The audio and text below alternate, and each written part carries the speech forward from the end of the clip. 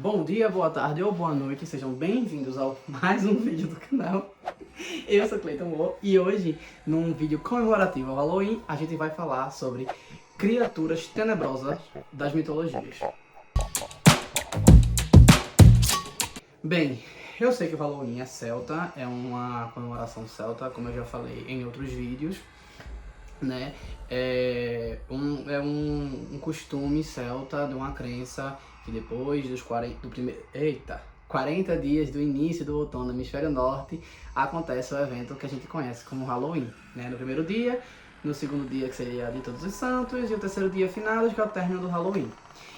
Então para falar sobre criaturas tenebrosas, eu acho que o dia do Halloween é ótimo para falar. E eu separei algumas criaturas aqui para poder falar um pouquinho. Eu vou começar com uma bem básica e que provavelmente também tem origem celta, até pelo nome. Os Changelings. Changelings são... Eu já falei também em outro vídeo. Os Changelings, são como se fossem fadas, né?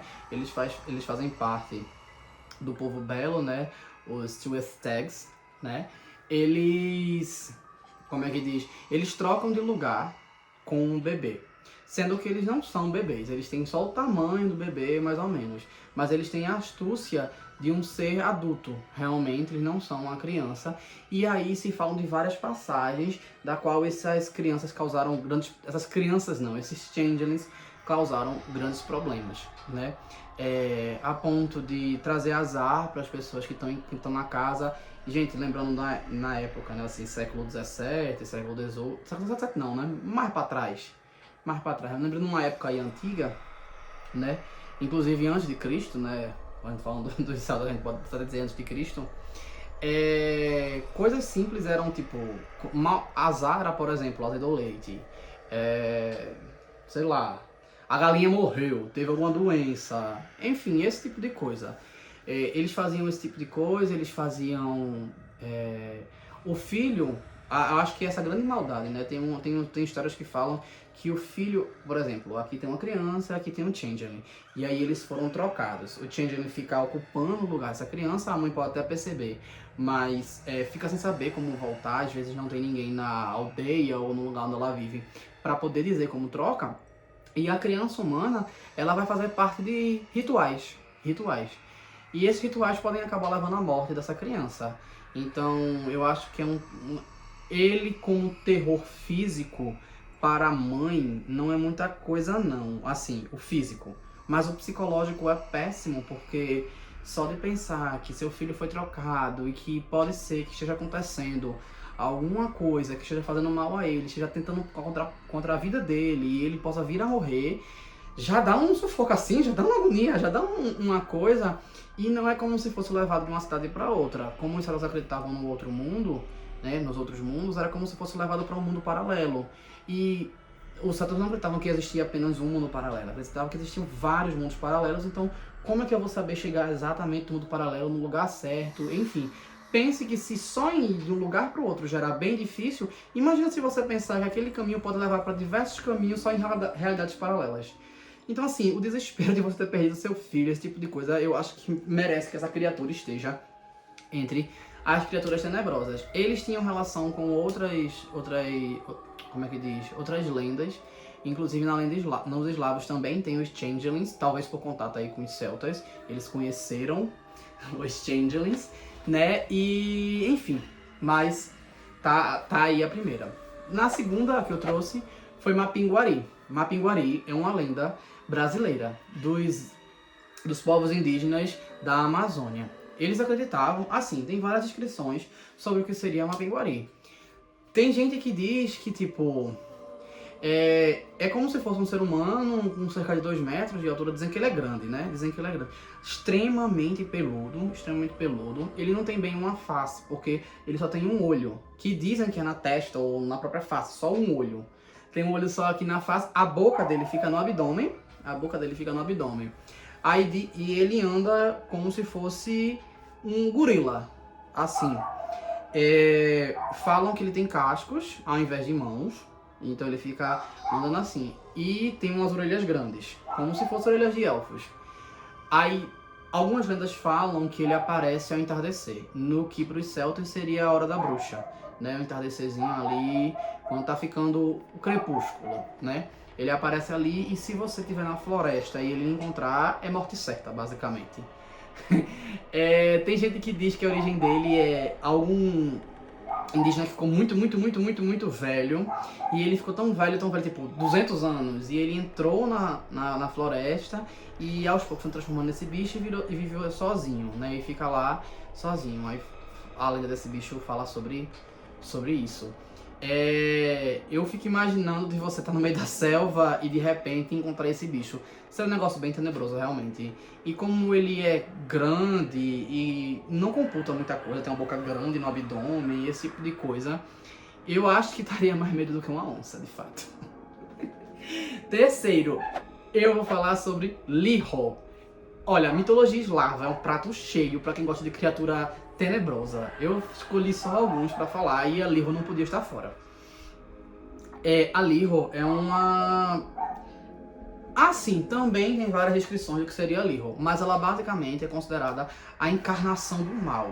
Ela traz azar, ela traz várias outras coisas. Ela pode ser uma bruxa que maquina as coisas, né, que aprisiona umas pessoas, e aí cozinha, mata as pessoas, cozinha para comer, ou cozinha viva, enfim, faz esse tipo de coisa. Ou ela pode ser, gerar uma morte indiretamente. Vamos lá. A descrição, como eu falei, era uma mulher, normalmente vestida de preto, normalmente não, 100% de preto, com um olho só. Ela é bem grande, estreitinha, assim, feia. Tem gente que diz que ela é imensa, tem gente que diz que ela é baixinha, mas tá, vamos considerar aí que ela troca de tamanho, já que ela é como se fosse uma bruxa, como se fosse um ser meio etéreo. E aí fala sobre momentos que ela gruda nas costas de uma pessoa e fica lá do lado da pessoa e gritando, como se fosse incomodando mesmo. E a pessoa, pelo medo daquela criatura estar do lado dela, gritando e sabendo que ela pode ser capaz, começa a tentar de tudo para conseguir se salvar e para se soltar dela, e fala que, tipo, algumas pessoas acabam entrando nos rios, riachos, lagoas, o que tiver, o corpo d'água que tiver, para poder tentar matar ela afogada, mas quem acaba morrendo afogada é a pessoa. Então, assim, essa parte do morrer afogado também é bem recorrente para os eslavos. Provavelmente, na época da mitologia e tudo mais, morria muita gente afogada, porque a quantidade de criatura mágica que mata afogada é imensa. No caso, a Liho, ela não causa o afogamento em si, mas ela causa indiretamente. Então, tipo, se o bicho estiver na floresta, no pântano ou perto de um lago, ele vai matar afogado. Porque, tipo, tem as Russalka, tem essa a Liho, que pode indiretamente causar um afogamento. Enfim, tem outras criaturas. Agora eu vou falar mais uma, a quarta. Eu trouxe de uma mitologia asteca, né? Eu fiz mais uma representação das Américas, que é chamada de Cihuateteu. Cihuateteu são criaturas como se fossem... Como é que eu posso explicar? Como se fossem espíritos vampíricos da noite, sabe? Os astecas, eu já falei em outro vídeo, eu vou até colocar o card aqui no lugar.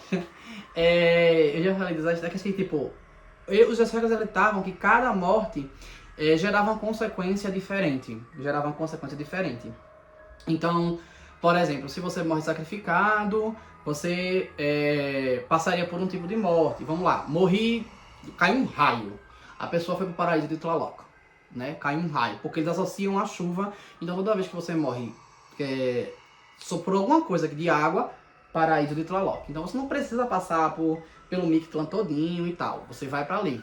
Quando você morre em guerra ou quando você é sacrificado, você vai acompanhar o sol na subida todo dia do sol. Então, tipo, do nascer do sol ao zênite, você vai ser um espírito que vai com o jaguar levar o sol do Natiur até o seu zênite. De lá pra cá você volta. E você passa um tempo fazendo esse processo até você virar um colibri, que seria a bênção deles. Eu acho engraçado um povo tão selvagem, vamos dizer. Não selvagem nesse sentido, porque eles eram bastante inteligentes. Mas eu tô querendo falar tão bruto. Pronto, tão bruto pensar que pra eles o ápice era virar um colibri, né? Ok. E aí, quem leva o sol de volta a se pôr? As Cihuateteu. As Cihuateteu recebem o sol ali, do jaguar, e descem até o pôr do sol. Quando o sol se põe, elas ficam soltas no ambiente. Então, se fala que crianças não podem estar soltas, assim, sem cuidado, sem nada, porque se a Cihuateteu encontra essas crianças, elas drenam a energia daquela criança, elas seduzem aquela criança para longe dos adultos, drenam aquela criança e matam aquela criança. Por uma espécie de vingança, já que elas morreram de parto. As Cihuateteu são formadas de mulheres que morreram no parto. E existem mais outras coisas. Eu acho melhor depois fazer um vídeo sobre as mortes, os destinos das mortes dos astecas, né? Quando morre, cada um diz uma coisa. Eu só dei alguns exemplos aqui, mas tem mais. Enfim, é isso. A Cihuateteu eu acho bem tenebrosa. Bem tenebrosa. Ah, e enquanto eu tô no meio do caminho do vídeo ainda, se inscrevam, curtam e compartilhem, beleza? Vamos lá, vamos pro próximo. O 5, eu peguei uma da mitologia nórdica. Bakhast. Bakhast é um cavalo que saía do rio. Ele sai do rio e dizem que o cavalo era lindo, maravilhoso. Ele tinha umas cores brilhantes. Às vezes ele é branco, totalmente branco. Às vezes ele era branco com as manchas. Ele tinha uma crina maravilhosa que flutuava assim ao vento. Era um negócio que você fez, tá, o que é que tem de tenebroso no cavalo? Então, nesse cavalo, o que eu acho tenebroso nele é que, ele parece ser um bicho normal. Tá ali, tá, ok, tranquilo. Não tem nenhum problema com ele, não. Só que aí, ele vai fazer de tudo pra que você sinta atraído por ele. Monte nele, alguma coisa desse tipo. E ele vai lhe enganar daquela forma, daquele jeito lá e tudo mais. E eles aparecem normalmente em neblina. Então, vamos imaginar, tá andando na floresta. De repente, começa uma neblina. Dessa neblina sai um cavalo completamente reluzente. Eu sei que por mais reluzente, eu mesmo acharia já um negócio assim. Eu morri. Eu morri. Ou alguma coisa vai acontecer. E aí você vai se ter atraído para aquilo. Aquele cavalo vai meio com lhe ajudar. E na verdade, ele leva você pro rio. E você não consegue se soltar dele apenas com algumas coisas específicas. E você simplesmente é arrastado para dentro do rio. Você é arrastado para dentro do rio. Você morre afogado ali lindamente, bonitamente. Acabou-se. E você não tem muita coisa o que fazer. Assim como outras lendas, principalmente a celta também, se fala que criaturas feéricas, né, ou seja, as das fadas, elas tinham problema com ferro, né, com ferro e com sal. Então você andando com ferro por algum lugar, você conseguia se salvar de algumas dessas, e Bakhast é um deles. Diz que se você usar ferro pra... como se você cortar encantamento, alguma coisa assim, ou tem uma lenda que fala que usa o ferro pra fazer o símbolo do crucifixo pro cavalo lhe soltar, enfim. Então existem algumas coisas que falam, tem como você se salvar, né? Eu vou trazer mais um agora, no caso o sexto, a Huldra. Huldra, ela também como é que diz, nórdica. Ela tem um pequeno... Ela não tem a aparência tenebrosa, como por exemplo as Cihuateteu, que parecem espíritos vampiros, ou a Lihor, né? Mas ela faz uma coisa que chega a assustar, e eu acho que ela assusta não pela... pela forma, lhe prender, psicológica, né? Base dos Changelings. A Huldra, ela era uma mulher, normalmente bela, que tem uma cauda ou de vaca ou de raposa. E ela tem nas costas um buraco, como se ela fosse feita de madeira e tivesse oco dentro, assim, um buraco na madeira, né? Tem até um Pokémon Shedinja que tem esse buraco. E você não pode olhar nesse buraco. Mas enfim, a Huldra é dita que quando você vê, quando é homem, você tem uma alta chance de se apaixonar por ela. E se você se apaixonar por ela, ela sente agradada por você, ela vai fazer amor com você. Que velha safada! Vamos dizer assim. E aí, o homem que consegue satisfazê-la, ok, ele tá vivo. Se o homem não consegue satisfazê-la, ela espanca ele até ele morrer. Só que tem um problema, quando você sai vivo, você consegue satisfazê-la, o homem é que fica encantado por ela e fica indo atrás dela direto. Então ela vai querer, ela vai aceitar, e você vai ficar fazendo assim, ó, em loop. todo dia, toda hora, vai aumentando, vai viciando cada vez mais, cada vez mais, cada vez mais. Até o momento que você vai ficar, que o homem vai ficar tão exausto, tão exausto, tão exausto, que não vai conseguir dar conta. E aí, não satisfez, vai o quê? Morte. Também fala de que as ruldras ela poderiam abençoar quando gostavam da pessoa, quando a pessoa era muito polida. Por exemplo, se você visse a cauda dela aparecendo por algum motivo debaixo da saia, coisa do tipo, chegava nela com muita sutileza, com muito cuidado, com muita polidez e falava sobre a cauda, né, que estava ali. Se ela se encantasse com aquilo, você poderia ser abençoado com sorte ou com alguma outra coisa. Por exemplo, diz que se ela soprar no cano de espingarda, a espingarda nunca mais vai dar um tiro, né? Então, tinha esse tipo de coisa.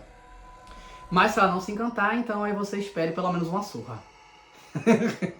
E era isso, eu acho que ela era muito peculiar a respeito disso. Assim como eu falei, ela é uma criatura feérica, mesmo que ela seja nórdica, tem essa associação a você conseguir se libertar dela com o ferro, né? E também falam que se você amarrar 2 ervas específicas da Escandinávia, e for pra lá, ter com ela alguma coisa, ela vai lhe rejeitar. Aí se ela lhe rejeita, tudo bem, ela não vai lhe matar. Ela lhe rejeitar, pode, você não. Vamos para a próxima. A próxima é a Samodiva. A Samodiva, ela é um pouco parecida com a Huldra, por isso que eu trouxe logo em seguida. A Samodiva é também uma criatura feérica, nesse caso mitologia eslava. Também muito bonita, aquela conversa toda. O corpo dela é um pouco etéreo, ela é como se fosse feita de ar ou coisa do tipo. Ela se assemelha um pouco às arpias, porque ela tem penas nas mãos, ela tem como se fosse asas nos braços. E ela cuida dos filhotes dela em troncos de árvores, né, em cavernas, enfim, alguma coisa do tipo. Dizem que é uma criatura belíssima, só que se ela for irritada de alguma forma, ela vira uma ave gigante, monstruosa e toca fogo em tudo. Então assim, é uma criatura que é melhor você não ter contato. Dizem que ela é tão bela que as mulheres, ao vê-la, se matavam de inveja. Porque ela é tão bonita que fazia, eu não consigo viver porque ela é tão bela que eu não consigo competir. Que merda, hein? Que merda! Ela se matava. E os homens se apaixonavam automaticamente por ela.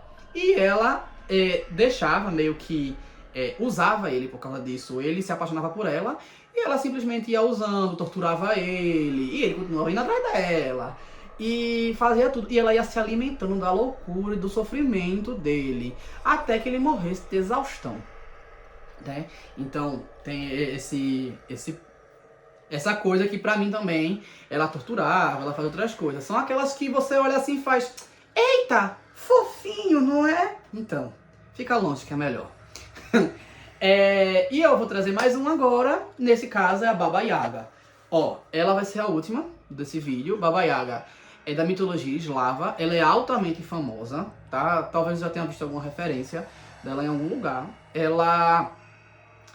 Os eslavos, eu acabei não falando, né? Os eslavos, eles pegam o leste europeu, então Rússia e todos aqueles países que pertenciam à União Soviética. Baba Yaga é uma bruxa, que ela é como se fosse a chefe dos espíritos ruins da mitologia eslava. E o que acontece? Ela é uma bruxa velha, que ela anda num pilão, ela voa num pilão e tem uma vassoura varrendo o caminho que passa. É uma loucura isso, é uma loucura. Mas ela mora no meio da floresta, numa caverna monstruosa, numa casa monstruosa, que tem uma cerca que são feitas de mãos, de esqueletos de braços, segurando a cabeça, um crânio humano, que tem luz dentro para iluminar o caminho e tudo mais, de plantas carnívoras que se mexem para comer, enfim, bem muita coisa, sendo que ela é uma faca de 2 gumes. Na grande maioria das vezes, ela vai querer lhe menosprezar, lhe usar, lhe amaldiçoar de alguma forma. Muitas vezes ela mata os seres humanos para comer, né? Tipo a bruxa de Joãozinho e Maria, né? João e Maria, ela faz muitas dessas coisas. Sendo que quando guerreiros corajosos vão encontrar com ela, ela faz testes com eles. E quando eles passam, são aprovados nesses testes, eles acabam recebendo alguma bênção, seja alguma espada poderosa, algum item mágico poderoso ou alguma magia que eles acabam ganhando, porque ela faz teste, ela meio gosta de desafiar. Só que como a maioria das pessoas não passa desses desafios, ela mata, enfim. Como eu falei, na maioria das vezes ela só sai a coisas ruins, mas ela tinha um quezinho assim que não é bom, é um pelo menos. Vamos dizer assim. Bem, então, eu acho que é isso, eu acho que esse vídeo já ficou longo. Como eu falei, eu fiz esse vídeo em comemoração ao Halloween, que apesar de ser salto, eu trouxe lendas de vários lugares. E espero que tenham gostado. Curtam, compartilhem e deixem um like. E se inscrevam no canal, por favor. Valeu!